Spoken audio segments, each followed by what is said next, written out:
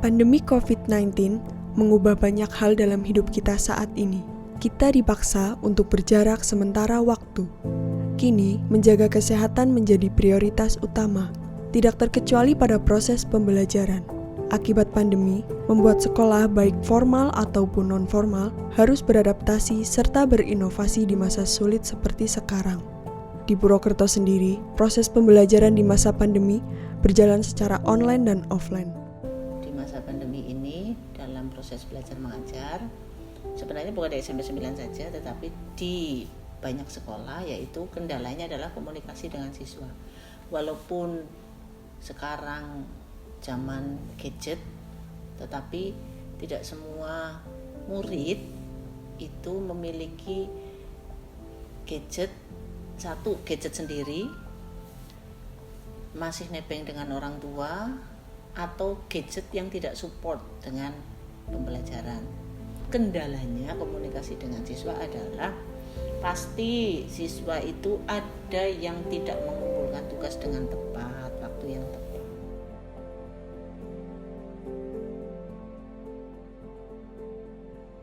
Kendala yang dialami dalam proses pembelajaran yaitu tidak semua siswa memiliki HP dan jaringan internet yang memadai.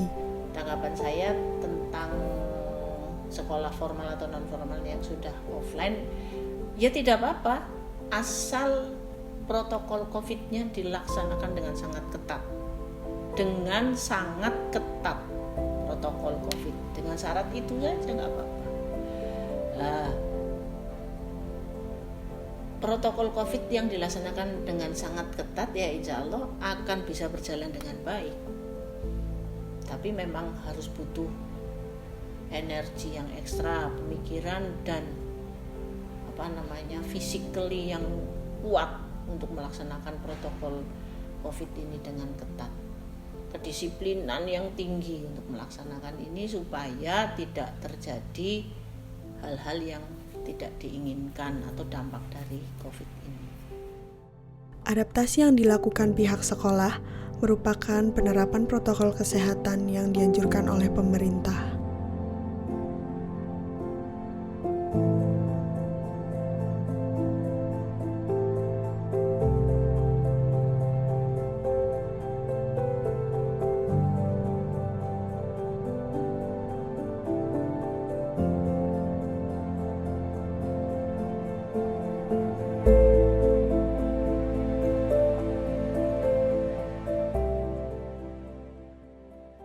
Kendala lain dalam pembelajaran secara online juga dirasakan oleh Sekolah Alam Batu Raden karena dianggap masih menjadi hal yang sangat baru, terutama dalam hal menyesuaikan media pembelajarannya. Tentang pembelajaran online, mau tidak mau di tengah pandemi corona ini kita dihadapkan suasana yang sangat berbeda. Kita dipaksa untuk beralih dari konvensional untuk belajar tentang teknologi begitu, sehingga pembelajaran yang awalnya offline, awalnya bertatap muka dengan sobat kecil, kita harus dihadapkan dengan pembelajaran online. Dan ketika pembelajaran online itu tidak mudah bagi kami, baik itu dari fasilitator sendiri maupun sobat kecil ataupun orang tua, karena pembelajaran online sangat baru bagi kami sehingga harus terbiasa begitu. Kurang lebih selama sudah berjalan 7 bulan ini, kita di sekolah sudah melakukan pembelajaran online. Tentu ada kendala-kendala yang ada dalam pembelajaran online, entah itu dari wali murid, sobat kecil, ataupun dari fasilitator. Kendala dari fasilitator, diantaranya teman-teman harus menyesuaikan dengan media-media online begitu dalam pembelajaran. Kalau di sekolah kami menggunakan Zoom dan ada yang beberapa menggunakan Hangout, sehingga di awal pandemi memang kita harus terbiasa dan harus belajar. Tapi alhamdulillah dengan terbiasa itu, maka kita sebagai fasilitator akhirnya sudah mulai bersahabat dengan pembelajaran online gitu. Tapi tentu kendala-kendala itu ada ya teman-teman. Kendalanya yaitu bagaimana kita menerangkan hal-hal yang tentu ada yang susah begitu untuk kita sampaikan kepada sobat kecil. Mulai memasuki era new normal seperti sekarang ini, proses inovasi pembelajaran di masa pandemi selalu diupayakan tidak terkecuali di kota Purwokerto. Salah satu inovasi pembelajaran baik formal ataupun non-formal dilakukan oleh Sekolah Alam Baturaden dan Universitas Amikom Purwokerto yang sudah menerapkan proses pembelajaran secara offline, tentunya dengan mematuhi protokol kesehatan yang berlaku. Checking prosedur COVID-19, sudah cek suhu semua, barang bawaannya? Udah. Oke. Barang bawaan belum. Nah, Lengkap ya. karena Sekarang hasil kalian, Bang? Oke. Ada yang nggak bawa? Perlengkapan? Makan siang semua bawa. Makan siang bawa. Nggak bawa sendal ah. Inovasi yang dilakukan Sekolah Alam Baturaden dengan cara mengirimkan paket pembelajaran ke rumah para siswa yang berisi rincian cara-cara mengerjakan tugas dan materi pembelajaran. Selain kendala, dari sekolah juga punya strategi untuk pembelajaran online itu tetap menarik gitu. Contohnya di unit TK, setiap 3 minggu sekali fasilitator TK itu mengirim paket-paket ke sobat kecil ya.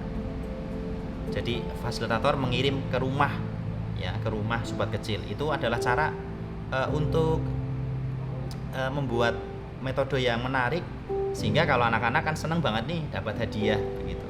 Ketika ada fasilitator yang datang pasti seneng banget sambil membawa oleh-oleh seperti oleh-oleh begitu, paket-paket, dan itu isinya adalah paket pembelajaran selama 3 minggu ini. Nah, itu adalah metode yang menarik dan juga mempermudah orang tua karena di dalam paket itu sudah dijelaskan rinciannya, terus cara-caranya, kemudian untuk mengerjakannya bagaimana, sehingga untuk portofolio sangat bagus sekali. Satu variabel boleh mempunyai 2 pasang atau 3 pasang ya. Oke, sekarang perhatikan kelompok hasil. Ya, Kak.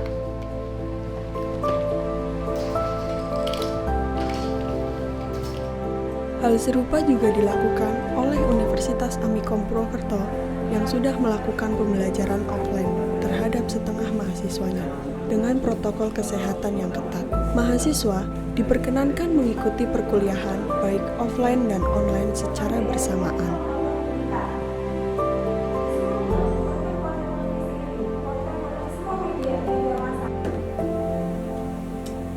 Pandemi tidak boleh menghentikan kita untuk terus belajar.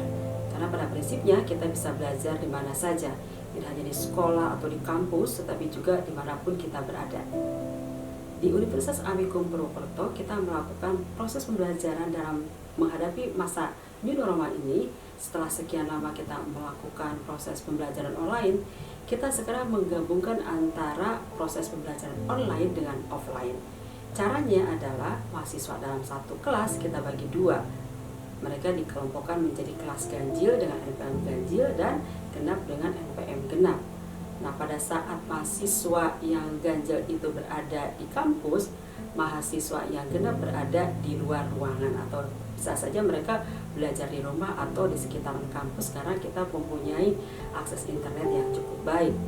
Nah, dari situ mereka yang di luar bisa menyimak proses pembelajaran secara interaktif yang berada di dalam ruangan. Di dalam ruangan tentu saja kita menggunakan protokol COVID-19, yaitu misalnya kita menggunakan masker, kemudian juga menjaga jarak, dan sebelum dan sudah proses pembelajaran kita mencuci tangan. Ada lagi? Kenapa? Ya, lebih menikmati tentu saja hiburan bisa membuat kita enjoy ya. Nah, terus itu pasti menyapa orang-orang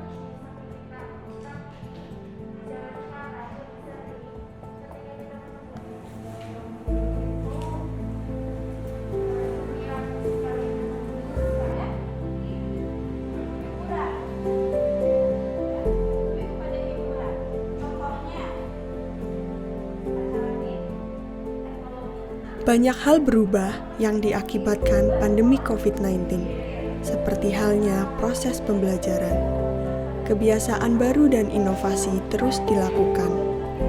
Sejatinya, proses pembelajaran bertujuan untuk menerapkan bagaimana cara kita berinteraksi secara santun dan beretika, baik dengan metode online maupun offline.